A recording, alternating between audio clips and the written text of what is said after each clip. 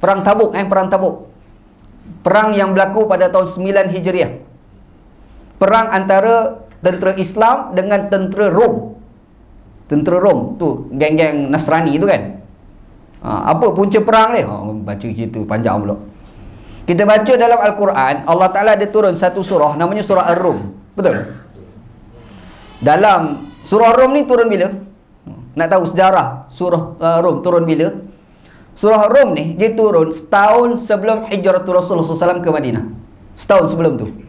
Itulah berlaku perang antara Rom dengan Farsi. Perang tu berpihak kepada Farsi. Rom kalah. Allah Ta'ala turun ayat Al-Quran menceritakan kisah itulah. Turun ayat Quran. Rom telah dikalahkan dan Allah Ta'ala beritahu yang Rom itu bakal mengalahkan balik Farsi tu. Kenapa boleh turun ayat tu? Asal ceritanya, orang Arab Quraisy ni, masalah dia anggap orang Islam dengan orang Nasrani ni sama angkatan. Satu geng kata dia. Sebab apa? Sebab sama-sama sembah Allah Ta'ala. Walaupun cara faham orang Nasrani dengan orang Islam, Allah Ta'ala tu tak sama. Kan? Kita orang Islam, Allah Ta'ala ni kul huwallahu ahad. Itu kita orang Islam. Orang Nasrani dia kata wa qalatil yahud Uzair ibnullah wa qalatin nasara al-masihu ibnullah. Berkata orang Yahudi Uzair anak Allah, berkata orang Nasrani Isa anak Allah. Itu Quran sebutlah. Walaupun kita sama-sama sembah Allah, tapi Allah yang Nasrani faham dengan kita faham tak sama.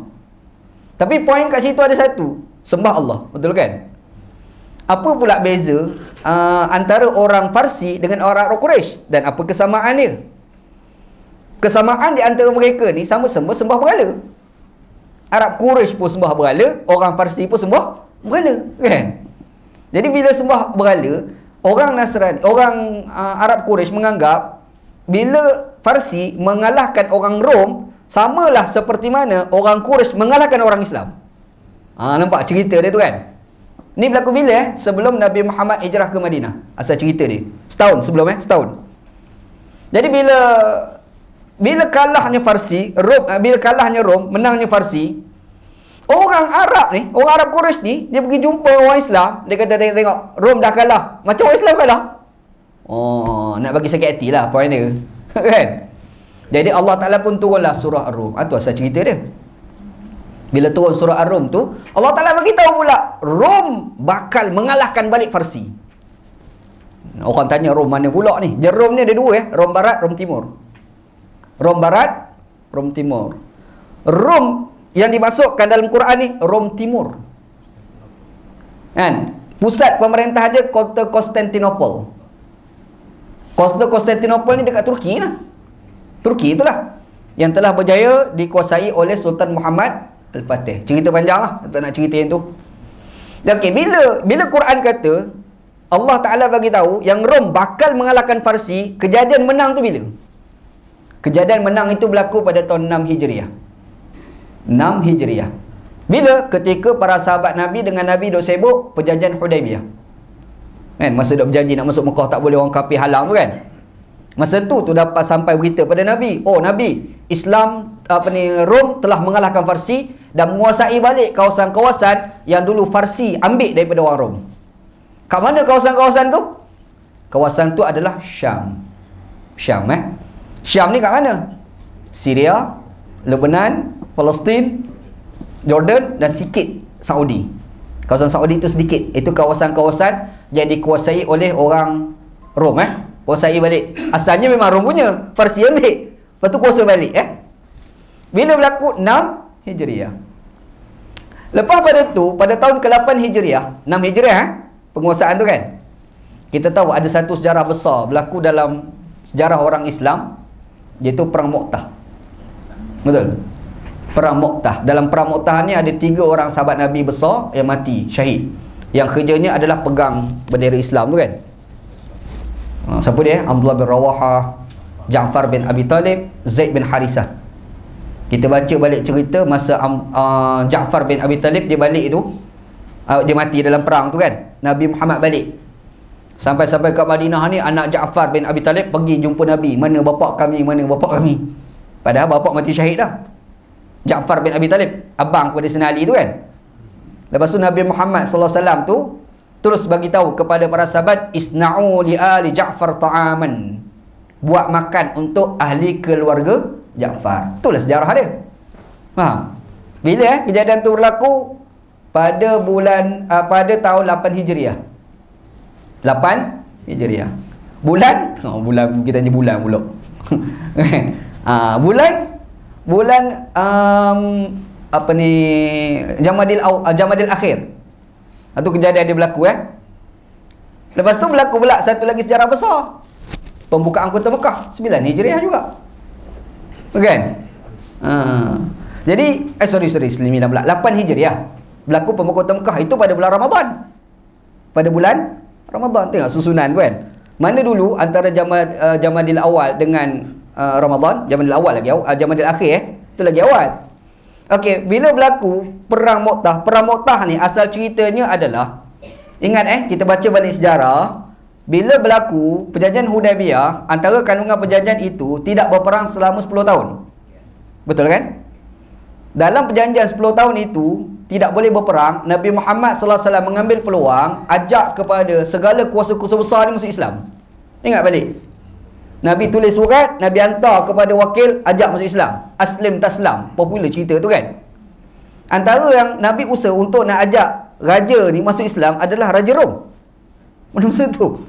Raja Rom hantar. Cuma dia sampai tengah jalan, utusan Nabi SAW, namanya Al-Haris bin Amru nama dia. Al-Haris bin Amru itu utusan Nabi SAW. Dia bawa surat tu. Bawa surat nak pergi jumpa Raja Rom. Tengah jalan tu jumpa seorang orang kerajaan Farsi lah. Kerajaan Rom lah. Tapi berasal daripada Syria. Namanya Syurahbil nama dia.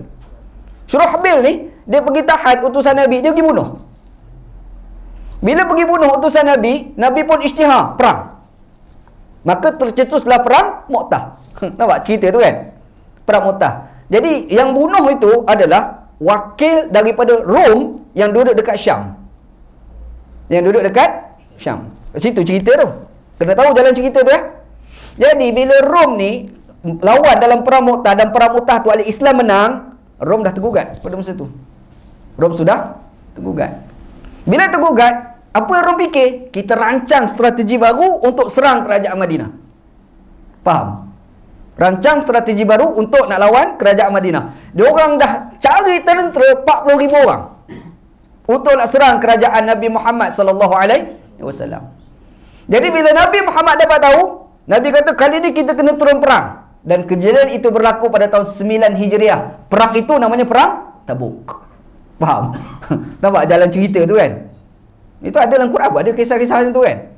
Nak tahu cerita panjang lebar pasal Perang Tabuk ni, kena baca tafsir surah At-Taubah. Surah Taubah tu dia cerita detail apa kejadian dalam Perang Tabuk. Perang Tabuk ni menariknya, antara yang menarik lah cerita Perang Tabuk ni antara yang menariknya adalah perang tu tak jadi. Nabi Muhammad SAW sampai-sampai orang Rom ni lari habis dah. Dia hanya meninggalkan harta rampasan perang je. Sebab apa? Sebab kalau kita baca dalam Sahih Bukhari ada satu cerita, Nabi Muhammad SAW sebelum nak bertolak dengan sahabat Nabi tu kan, Nabi Muhammad kata, aku ni diberi satu kelebihan yang pada aku, yang ada pada aku tak ada pada Nabi lain. Nabi ada sebut 5 perkara. Dan yang terakhir tu Nabi kata apa? Nusirtu birru'bi. Musuh aku dibantu oleh Allah dengan Allah Ta'ala campak kegerunan dalam hati mereka, walaupun perjalanan aku dengan mereka itu selama sebulan. Kata Nabi.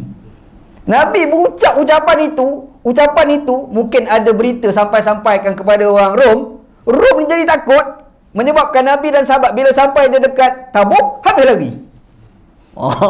Jadi kalau kita tengok ke situ, strategi Nabi ni dahsyat. Dia buat statement dia menakutkan. Itu orang panggil sejarah Perang Tabuk.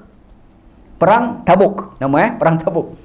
Dalam cerita Perang Tabuk, Nabi dan para sahabat berjalan-jalan, Nabi sampai di satu tempat namanya Madain Saleh.